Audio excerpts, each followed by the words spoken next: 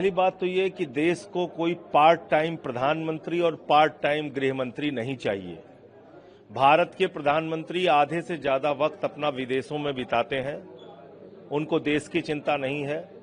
देश की राजधानी में लाल किले के पास जो हमारे गौरव का प्रतीक है, इतना बड़ा ब्लास्ट हुआ, 9 लोगों की जान चली गई, बहुत सारे लोग गंभीर रूप से घायल हैं और प्रधानमंत्री भूटान चले गए हिंदुस्तान छोड़ के।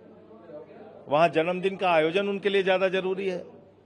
तो इसलिए ये संवेदनहीनता की पराकाष्ठा है। देश को फुल टाइम प्रधानमंत्री और फुल टाइम गृह मंत्री चाहिए। गृह मंत्री अब तक बिहार के चुनाव में व्यस्त थे। मैं पूछना चाहता हूं, जब फरीदाबाद में सैकड़ों किलो विस्फोटक पाया गया, इसका मतलब कोई खुफिया जानकारी सरकार के पास थी? तो उस खुफिया जानकारी के आधार पर क्या कार्रवाई हुई कि शाम तक ही लाल किले में ब्लास्ट हो गया, लाल किले के पास?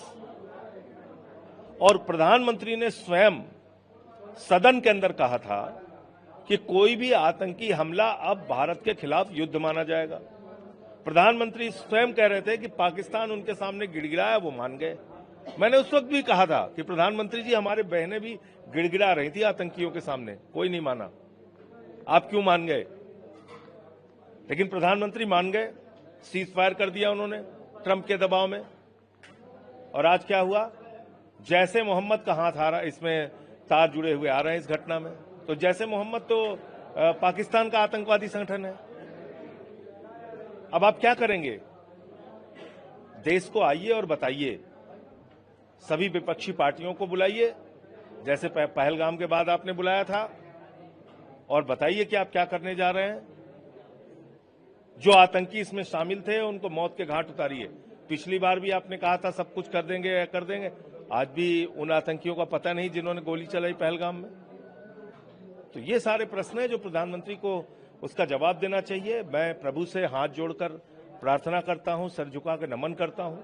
जो निर्दोष लोग इस घटना में मारे गए हैं, उनकी आत्मा को प्रभु अपने चरणों में स्थान दे, उनकी आत्मा को प्रभु शांति दे, और जो परिवार इसमें आज पीड़ित हैं उनको ये अपार कष्ट सहन करने की शक्ति दे। इलाज को लेकर भी बहुत सारी खबरें आ रही हैं कि ठीक ढंग से न किसी को एम्बुलेंस मिल पा रहा है, न इलाज मिल पा रहा है। तो ये तो